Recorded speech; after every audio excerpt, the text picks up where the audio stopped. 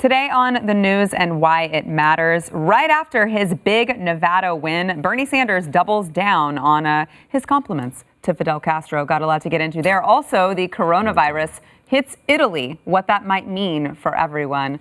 Do not change the channel. It starts right now.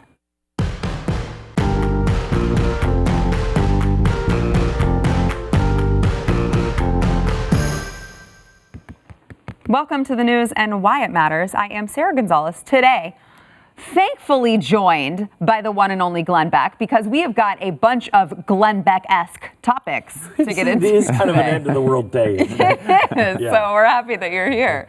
Also, Jason Howerton, social media guru of Blaze Media, Jason Howerton, and good friend, old friend of Blaze Media, Nick Pitts. You've not been here in forever. I know. It feels good. The keys still work, and so you guys are letting me in, and so it's good to be here. Yeah, I know. It's good to be back. You're doing good so far.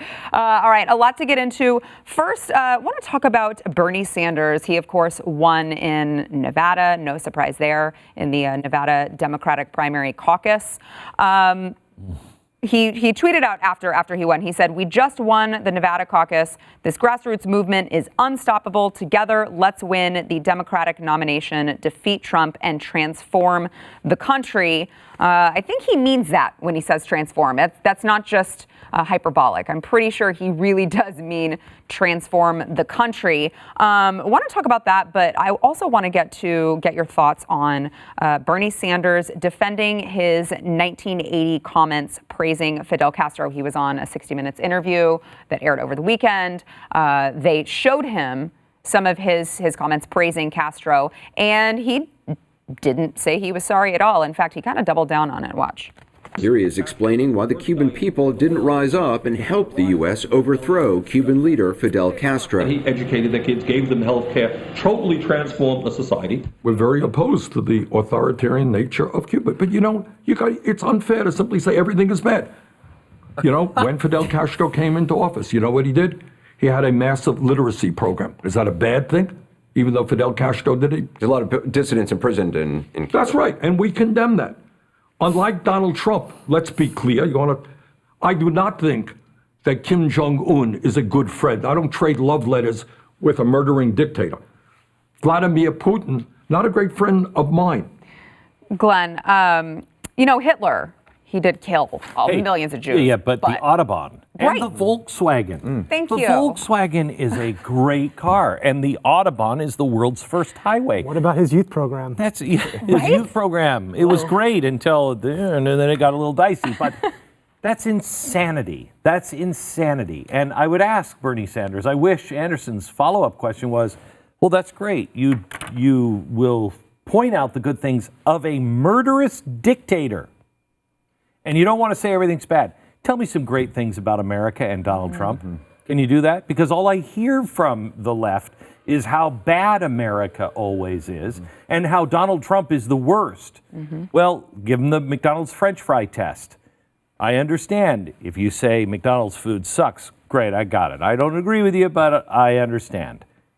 But if you can't tell me that at least their French fries are great, you have no credibility. So, Bernie, tell me what Donald Trump's McDonald's French fry is. Can you do that? No. The guy is not a socialist, not a democratic socialist. The guy is a communist. And that just should be understood, and I can back that up, but I'll do that in a minute after everybody else has a chance to talk. I don't want to... And yet, Jason, he still won Nevada. Yes, he did, and I think the lens I'm looking at this through now is like, if he wins the primary and he's the nominee, and I don't want to pull a Democrats what they did with Donald Trump, but I think Trump will roll him. I think that would energize the Republican base, the fear of socialism coming to America, unlike anything else. I think he would destroy Bernie. But it says more to me. I'm thinking about we were talking about our kids. I'm thinking about my two kids, how we've already come so far in such a short period of time that a literal socialist might be the Democratic nominee. And remember, Barry Goldwater was the radical of the right in '68, lost. was buried, but he gave birth to the Reagan era. What is he giving birth to with our kids? Yeah, I think it's important to be able to understand we want to point to the socialist kind of the economics behind it, the $60 trillion that he's proposing relative to programs. But I think it's just as important for us to see the revolutionary component of that socialism ethic as well, that he is tapping into an unrest and a distrust within American society with the anti-establishment bent to a very radical degree that I would argue is extremely dangerous. And that can only happen when the elites have screwed up for so long that you create this perfect storm and somebody like a Bernie comes to fill it, and you've got a bunch of angry radicals who then start this kind of a movement. And now it feels to me like it's getting away from the country a little bit. I think you have to look into what the chicken and the egg is. And I said a minute ago, I can prove. I invite you to read the Salon article on why Bernie Sanders will do so well and why he's the beginning of the real socialist movement. It is a manifesto unlike I've ever read. I mean, I couldn't believe, 10 years ago, I would have thought it's a parody. They are so clear about what this means for the socialist movement. They're cheering it on. They are talking about the absolute total destruction of the capitalist system. They're talking about confiscation of wealth and companies, how they need to block these companies from taking their money out the closer we get to this election, because companies will freak out because of a socialist. So how are they going to, with the power they do have now, how can they block that money from leaving and hobble the capitalists? It speaks of revolution, but hopefully not a bloody revolution. It doesn't mean revolution is always bloody. And this is the mentality. On Wednesday, I'm going to show you the people all around that designed Bernie Sanders' campaign and are designing his policies on Wednesday night special.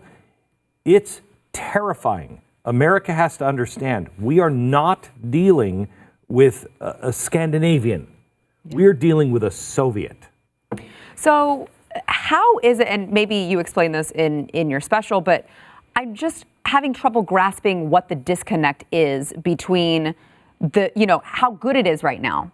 Right, like you're saying, he's tapping into this unrest. It depends on who you're talking to. But anyone in America is so much better off than, No. Yes, maybe financially better off, but mentally, you got to remember, why did the news come out about Donald Trump? The Russians are in the bag for him again. You know that the National Security Advisor said, I don't have any of that. Yeah. That came from Adam Schiff's secret committee. And read that article, and while they don't connect them, they say we have to make sure that people understand that you can't trust the voting system. This is chicken and egg. They are creating and laying the foundation. And for half of the country, they've been laying it for 100 years, but in the last 15, they've been laying it brick by brick, and people are seeing the world a different way. You know what's scary is how subversive the way that this has had, and I'm pretty young, I'm 32. Today's my birthday, actually. Hey, happy birthday. So I'm 32, but over the last decade, I've seen this subversive, just piece by piece, march to where we are now. 16, and at the time, I can even remember watching you on Fox, and at the time being like, I don't know if that's really what's happening. There's a lot of steps to get to, and then here I am at 32, and again, we're talking about the makings of a revolution, a socialist revolution in America. So I'm like, I maybe missed the boat a little bit. Yeah, Ross Douthat has done some great work with his book, A Decadent Society. We're continually cutting off the ties from the past, and there's a bleak hopelessness that's when we look into the future. We see the deaths of despair that's on the uptick right now, the suicide rate that's on the uptick. Opioid epidemic overdoses is downtick this past year, but over the past 5-year stretch has continued to skyrocket. We see consumer debt at all-time highs, savings at lows right now. And so we're seeing this. From a 30,000 foot perspective, it kind of looks good. But when we look at the micro pieces of this and the data points, things aren't doing as well as they should be doing right now. And in turn, individuals are looking who to blame. And what Bernie, I believe, has done brilliantly, but I think destructively, is he's pointed to the other person and the institutions, which has just fomented this unrest within the American society, which I think will have detrimental results. That's it. The thing that strikes me about Bernie, that's his whole message. It's always pointing at somebody. Like, even when you ask him like a straight up question, it's them, it's the company, it's this, like, it's all that. And it works, it's effective, and it's obviously. I first went to Israel, and I went, if you've ever been in the old city, the Palestinian section and the Israeli section is just an archway. It's just, all of a sudden, you're on one side of the archway, you're in the Palestinian section, other side of the archway, you're in Israel. You're in the Jewish quarter. And I remember walking through, and I had no idea what I was doing. I was off the plane for maybe 4 hours, and I'm walking with a guide. And I said, and I walked through, and it was dingy, dark, and dirty, and clean, and bright, and white. And it was an archway that was the difference. And I walked through, and I stopped, and I looked back, and I looked at the guide that was with me, and I said, what just happened? Why is this so different? He said, that's the Palestinian section. This is the Israeli section. And it all of a sudden dawned on me. It's like our inner cities and our suburbs, except it's only 2 feet apart. And the difference is that stark 2 feet apart. And the difference is one set of politicians are saying, you can't do it because of them. And the other is like, pay no attention to anybody, just do it. Yeah. That's the difference. And that's what we have going on in our country right now. It's either you, hell no, I did build this, and I'm going to build something even greater tomorrow, or get them. Yeah. That's our choice. Yeah. Up next, Michael Bloomberg apparently has released the 3 women from their non-disclosure agreements, what that might mean for the 2020 election. But first, Black Rifle Coffee Company. It is a veteran-owned and operated premium small batch roast-to-order coffee company for people who love America, also people like Jason who have a newborn. It's so good. I have a 4-bag subscription, no lie. You're living off of Black Rifle It's not right enough. now. I'm gonna have to go to like 8 at this point. It does come in handy if you have a newborn and you're not sleeping. But the key here is that they roast their coffees for you after you place your order. So you really are getting the freshest coffee available. They've got a ton of different blends that you can choose from. Jason, what's your favorite? Murdered Out. Oh, I haven't tried that one. Oh, it's good. But have you tried the calf blend? Yes. Okay, so it's double caffeinated, which for you would also be ideal. True. So you may want to try it. I might die though, because I have like 5 cups. So Okay, you got to space them out. All right, don't do the calf blend. Freedom Roast Forget and it. Murdered Out. Those are my top 2. All right, well, I use the calf blend. I love it. It gives me that pick me up in the morning that I need. But you can also join Black Rifle Coffee Club, which lets you get your coffee shipped to your home or office for free every month. So you're getting a discount on the blends that you want, and you're getting free shipping, and you don't run out of coffee late at night when you're trying to reload the coffee maker for the next morning. You got to go to blackriflecoffee.com/Y. That is blackriflecoffee.com/Y. If you use promo code Y, you'll get 20% off. That includes Black Rifle Coffee Club. That's a discount on top of a discount. For those of you who need help with math, you got to go there. It is a blackriflecoffee.com/Y. Sell them anywhere else. A new Zogby Analytics poll apparently has a Sanders-Warren ticket beating Trump-Pence 48% to 45%. Zogby said in his survey analysis, he said, make no mistake, this is a close race, but the senators from neighboring New England states are able to pull ahead of Trump and Pence by winning with their base and swing voters. Sanders and Warren could win the popular vote, but Trump and Pence still have the advantage of the coalition of working class and blue collar voters.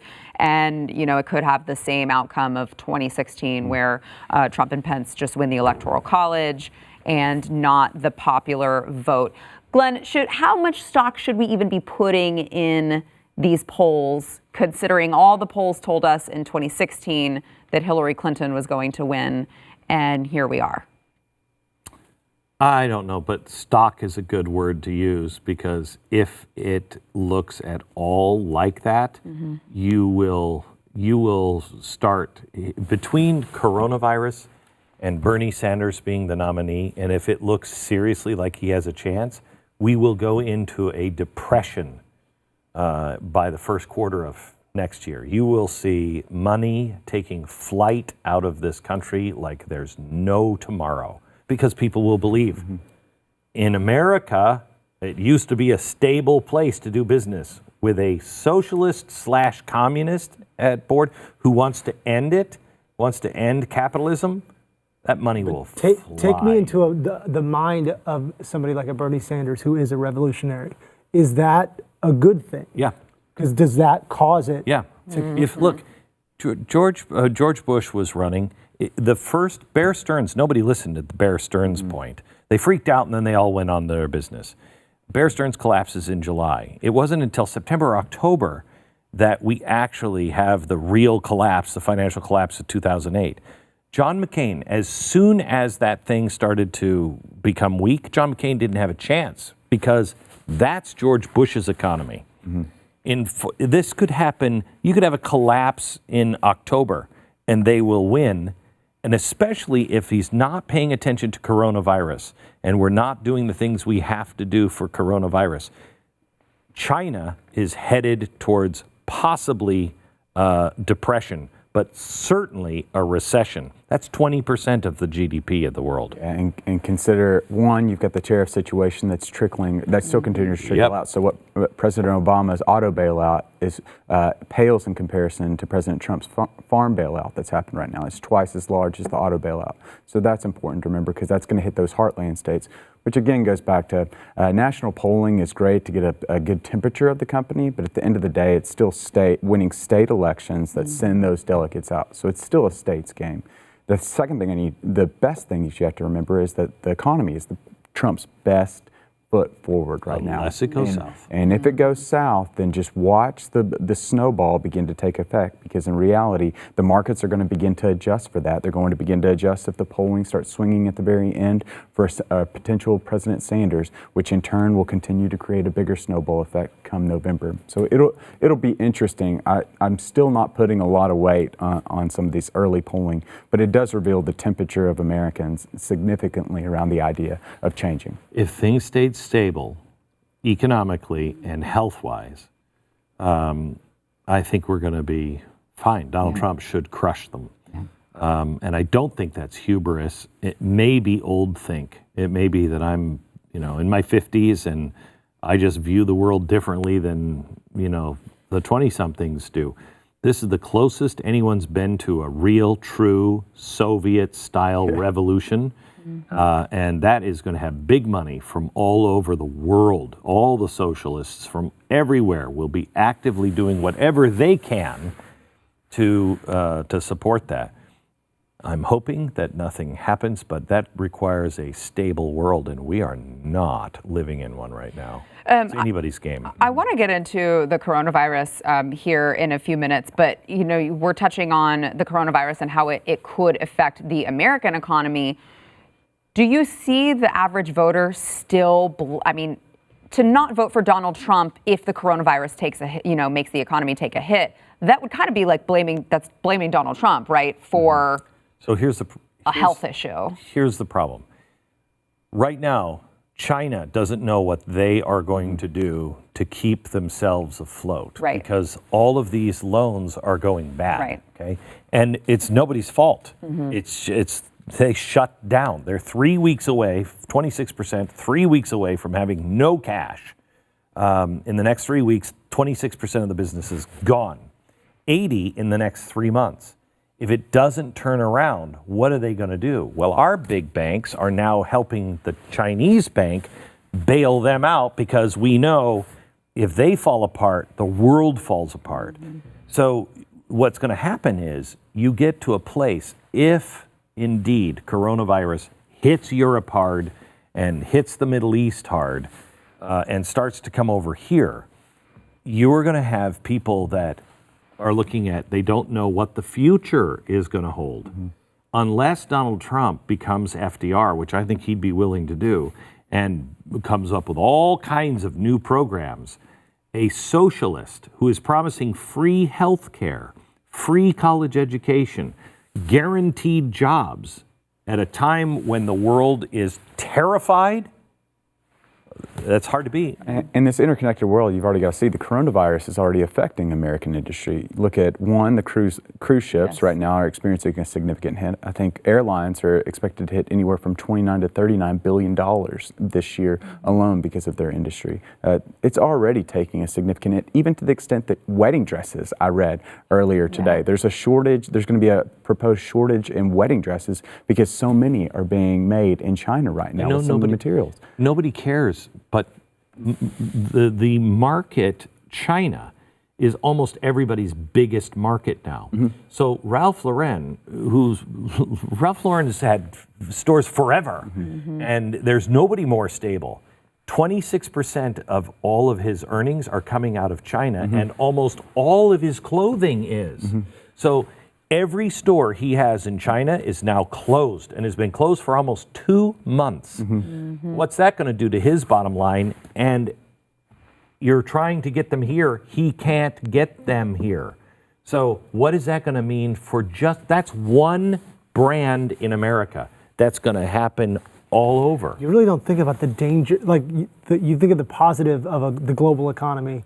I've never really stopped and thought about how dangerous it is. Think local. Yeah, exactly. So it is the clothing, yes, but let's raise the stakes a little bit and let's think about it. Axios just came out with reports that indicates that over 150 medications are going to be affected because of what's happening right now with the coronavirus. There's going to be a reapportioning of what resources need to go where, or what resources can't come over here due to just the tainted nature of what's happening over in China. So it will affect clothes, yes, but something much more significant would be the medication that we need. It's affecting everything. Last week I told you that in India, the price of aspirin was up 4 times. 4 times in a month, okay? That's just aspirin. They get 80% of all of their raw materials to make their drugs from China. Well, we do too. But what's worse is 99.7% of our antibiotics are made in China. We don't even get the raw materials and make them here. We don't make them. So when you have a society, the only business that has been told by the government you're not allowed to shut down is the medical industry in China. So you've got people that are being forced to go to work. They don't do that with the other industries because if the other industries, if they go to work, they'll spread it more and it'll last longer. These guys are all being forced to go to work to make the world's drugs. That's a nightmare waiting to happen, and it's already here. People are looking for someone to blame, and who are it's kind of like NFL quarterbacks. I think NFL quarterbacks get way too much criticism when things go wrong, and they get way too much praise when things go right. I think the same can be applied in 2020 for presidents. They get way too much praise when things are going right, and way too much criticism when things are going wrong. But right now with the coronavirus, I would dare say November 2020 happens, and coronavirus is still not under control. Going to get way too much criticism for something that's outside of his realm. It is the president right now needs to be, I mean, just ask for $50 billion, blah, blah, blah, whatever. He needs to take the leadership in our country and be telling people right now, this is what this could possibly mean. That's why I asked for $50 billion because, and he should be concentrating on the economy and the coronavirus because they go hand in hand right now. Okay, but I want to hear your analysis on the NFL quarterback situation. I don't know. More to come, but first, it is really shocking that your home can be stolen this easily. This is a brutal lesson that Deborah learned when thieves found her home's title online, forged it, and literally took ownership of her home.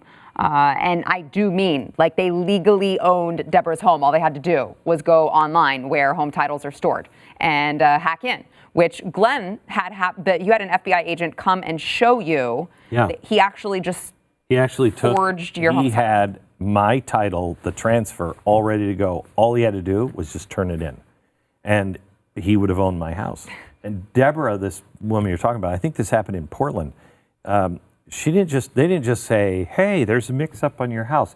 The SWAT team came because she was considered a squatter because she was trying to work it out and going, no, I own my house. I always own my house. Right. Well, the title doesn't say this. They actually sent the SWAT team. It took her, I don't know if she's ever fully recovered financially from this hit, and it has taken her years just to feel safe in her own home again. Yeah.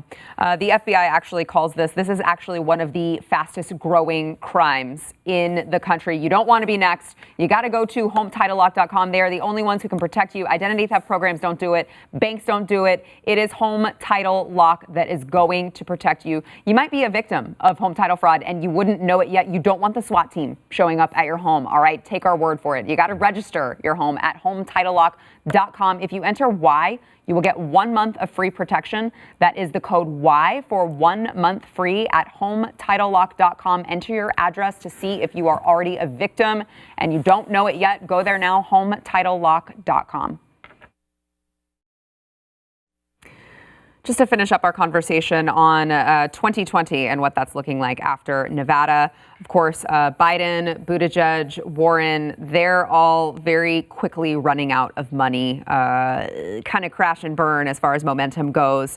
But then there's Bloomberg. Vinny Mike doesn't run out of money. Then there's Bloomberg, who, I mean, I guess eventually he could run out of money, but that we don't want to test that. Well, we want to test that theory. He doesn't want to test that theory. He, of course, has a net worth of an estimated $64 billion. He's spending a ton on ads. If you're watching on YouTube, we apologize if you did see a Bloomberg ad before you clicked on the show. I hear it all the time. We don't control it. Sorry.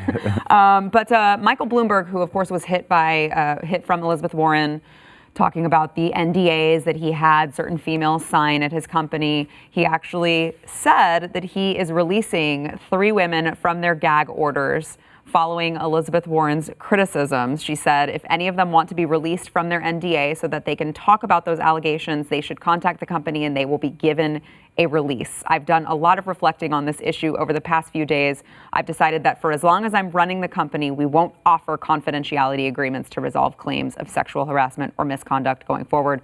Warren obviously was not happy with that response because nothing's ever going to be good enough, I think. Does Michael Bloomberg, does anyone have a chance at this point? Does anyone else have a chance? Is this going to do anything for Michael? Yeah. You think Michael Bloomberg does? So. Yeah, I mean, it'll be anxious to see, Super Tuesday, you have a chance to vote for him and to see what actually happens. I mean, he's got enough money just to make it miserable. But I will tell you, if Bloomberg starts to come up or there's a challenge to Bernie Sanders at all, kiss Milwaukee goodbye. Mm-hmm. They will burn it to the ground. And you'll believe that after you watch Wednesday, you'll know it to be true because they're already saying it. Well, yeah, there's a Bernie Sanders staffer who, to my knowledge, I don't think he's... I've got an hour's worth of them. Oh, good. Yeah. That's not terrifying at all. They are not... This is the closest revolutionaries have ever gotten. And remember, this is like the coming insurrection in France, a book where it outlined all of this. And I remember in 2008, I read that and I was like, watch for these seeds here, because the progressives said they were all communists. Okay, they were all communist or fascist. They believed in autocratic rule. It was before the Soviet Union and before Hitler. So they all believe in that, but they didn't believe in a bloody revolution. That won't work in America. Okay, what they did in Russia won't work here. Okay, so they go with these progressives for all of these years, and they keep promising. Nothing. Now the Marxists have their opportunity. It's this guy. And if any of them, especially their own quote-unquote side that's been lying to them the whole time, if they stand in the way, it's 1968. I feel like you haven't gloated enough that, again, I don't know why I keep getting flashbacks of you at Fox, but I remember being in college and listening that the day's going to come when they're no longer afraid to call themselves socialists. Like, I feel like you haven't quite danced enough because we're now... all right, he's danced a little bit, okay. Maybe I missed it. But I feel like we gloss over that. Like, there are people in the mainstream who are proud to call them... they put Democratic behind it to make it feel better, but it's the same. Read the Salon article. Read the Salon article. They've gone past that. They're not They're not just fine saying they're a socialist. They're now fine saying, and we're going to end capitalism. We are going to chase the capitalists out. We're going to block them. We're going to fight them every way we possibly can. This is over. I mean, they're gone beyond, we're good to Swede. We're just Swedish. And that's all we happy are. birthday, America. No, but I'll kind of reiterate what I said in the beginning, because I really do believe it's true. There is the piece that there's the $60 trillion economic just revolution that he's proposing. But I still think there's Where a do you more... get the 60 trillion? Because he won't couldn't even even say. answer. Yeah, so there were a couple of other estimates I read from some individuals. But then there's also the piece that I think that is extremely important for us to understand, that in a world, in a country, in this democratic republic experiment, in a country in which there's a loneliness epidemic that is setting in right now. 25 years ago, the average American had 3.7 friends. That number has dropped to 1.7 today. The Cigna survey that just came out that indicates that 3 in 5 Americans are feeling lonely. A Harvard Medical School study indicated that loneliness is like smoking 15 cigarettes a day. What Bernie Sanders has been able to do is he's been able to tap into those individuals that's feeling that loneliness, that's feeling that distrust, and he's giving them a reason to hope. But for the rest of us, it's not necessarily a positive, beneficial reason to hope. So did you right see the slogan that Bernie had? Because it plays right into what you're saying. The slogan that Bernie had at the end of that ad? What did it say? Revolution is coming. No. On that ad you just played, the last thing said, not me, period, us. Plays right into it. It's us. We're all in this together. We're sitting behind TV screens. We're sitting behind computers. We're largely disconnected from those individuals. And what Bernie has been able to do so effectively, to a certain degree in 2016, to a greater degree in 2020, is tap into that unrest. And now, in turn, we're starting to see something that we never would have thought. That's what I think made Nevada so significant right now. The pieces where Bernie was weak would have been Latinos, would have been the labor unions that were happening specifically in Nevada with that culinary union. Those weaknesses were just strengthened over the time. And it's interesting how we're continuing to move towards South Carolina on Saturday, Super Tuesday after that. It's going to be interesting. I choose to have faith in America. They're going to reject him. In I South demand it. Carolina, what do you think is going to happen? I still think Biden has it. I think you're going to get from Barely all, though, I right? think Because in September he was up by like 20, and now he's up by maybe 5. I think reports indicate that Representative Clyburn's going to come out and he's going to endorse him on Wednesday. I think if that's going to give him the bump that he needs to be able to eke by with a victory on Saturday. If he gets the number two? Clyburn, if he gets the Clyburn endorsement, I think he wins. I think Sanders has got number 2. I think Sanders. If it's a close number 2, it doesn't matter.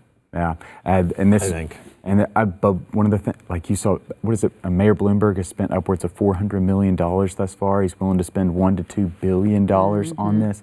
We saw what President Trump was able to do in 2016 with his targeted ads online. And Bloomberg has been employing some of the most brilliant minds in the digital space right now to be able to leverage that influence. I think it's going to be interesting, to say the very least, over the coming months. What if it's just some brilliant ploy by Democrats to make us so scared that we're about to have a socialist that they swoop in and it's somebody like Bloomberg? You're like, oh, at least it's not. Hey, That's what I only lost the Second Amendment, not all. Exactly. Not all 20 plus. Exactly. But it has been interesting to see how the establishment Democrats have really begun to grow increasingly uncomfortable with the prospect of Senator Sanders, the socialist Democrat, that's going to be leading them into the 2020 election. Sure doesn't feel it. So Doesn't feel it though. All right, back in a minute. Do you guys think so? Do you think it feels like anybody's freaking out about Bernie Sanders except I think the people we know? I think the Philip Haney, a former Department of Homeland Security official during the Obama administration who blew the whistle on his own agency, was found dead Friday with a gunshot wound about 40 miles east of Sacramento, California. Now, Glenn, wanted to bring this up while we have you today because you knew Philip Haney. Philip was a very deep source of mine for over 10 years. I met him, I didn't actually meet him. First year or so, I didn't want to know anything about him because I didn't want to put him in danger by knowing anything. I had a go-between. So they would talk to him, they'd ask questions. You just wanted to put the go-between in danger. No. I didn't want to, I didn't want to put it because he was being looked for by the Obama administration hard. And there were some very tense times when he was. How long ago was this? Started 2000, probably 9, Okay. 10. Brave individual. The first time I met him, actually, I met him without knowing I met him once. Nobody told me who he was. I just thought he was a guy who helped start DHS, which I'm like, okay, well, that's not so great. And then I met him here about 2016 or so. He was one of the most patriotic men I've ever met, and decent, honorable, deeply spiritual. He sat in my office and talked and cried about what a deep responsibility and what an honor it was to be born at this time where he was in the position that he was in and the country was in the shape that it was in, that he could actually help. And I mean, he was on a mission, I think he felt, from God, and I think he might have been. And valiant, exact, really, really super exact on things, and just decent, God-fearing. He could quote the founders back and forth. And when I would see him, I would hug him, and either at the beginning or the end, I would walk up to him, I'd say to him, and I'd pound him on the chest, right here, because he wore a thumb drive around his neck. I knew some of the topics of the contents on that thumb drive, but he held it there because he felt he was in danger, and that was everything that he had taken. And I haven't seen if they had a thumb drive around his neck after his suicide this weekend. Yeah. But from what I know, the Philip Haney that I knew for 10 years, that is the last man I would have said would commit suicide. He was about to get married. He was in the middle of writing a new book. All of his friends say he was happy-go-lucky. He felt like he was doing something important. I don't personally buy it. And the new book was a follow-up from the previous book, and it was supposed to expose new information. The information that I knew, that he told me he had on that thumb drive, was game-changing. I don't want to. Game-changing. Jason. Has it been formally ruled a suicide, or is that last the operating night? theory? Last night it was formally ruled a suicide. But Even though, yeah, right, he left his car. He was outside his car, right, and it was a gunshot wound to the chest on a highway. On the highway. On the highway. He just decided to pull over on the side of the highway in California And shoot himself. Right. like that. Not in the car. Sure. Okay. I don't buy it. It's a tough one. Look, I didn't know the guy, obviously, so I can't provide any insight on that. But anytime you have a guy like that involved in the stuff that he's involved with, and then you hear these pieces that don't seem like they all add up, it's tough. And it's hard to, it's so many things we never know, right? Like we never get the answers. And this, to me, feels like it's going to be one of those things that everybody's always going to wonder. No, you know what? Nobody's going to wonder, except a very few handful of people who either knew him or watch or listen to conservatives. The press, they're barely reporting on this story. Yeah, I barely see it. Outside of Twitter, I've barely heard it. They've talked all about whistleblower that we all know. Right. This guy was in danger for ever since I knew him for 10 years. This guy had been hunted by the government. He was a whistleblower. He was a whistleblower. And I want to respect your memory of your friend, obviously, but it's possible he could have committed suicide. No, right? it's not outside of the realm. Look, but the same circumstance, say Colonel Vindman or whoever the whistleblower is, Please don't say his name. Don't say his name. Sorry. Oh, you mean Eric Carmen? God. That guy?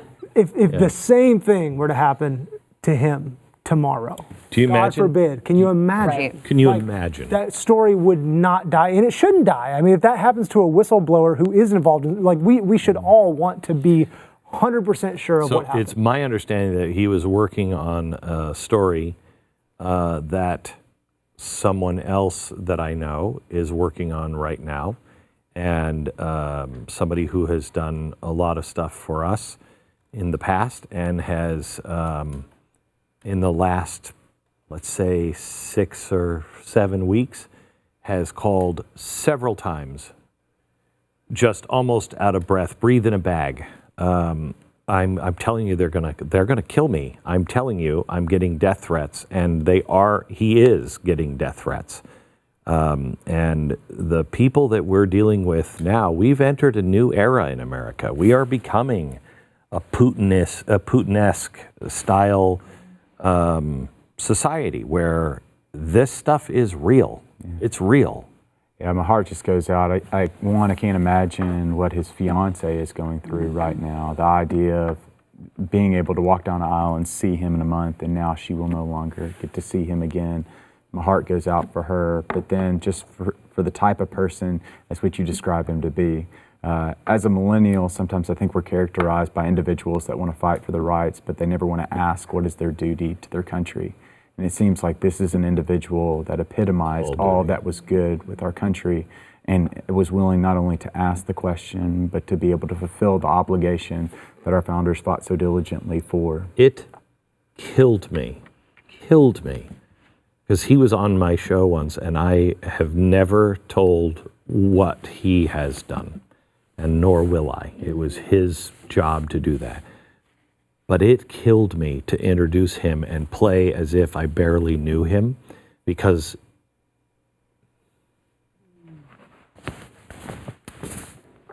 he was he was an extraordinarily brave and valiant man. And I wish America knew who they just lost. Yeah. Okay, back in a minute.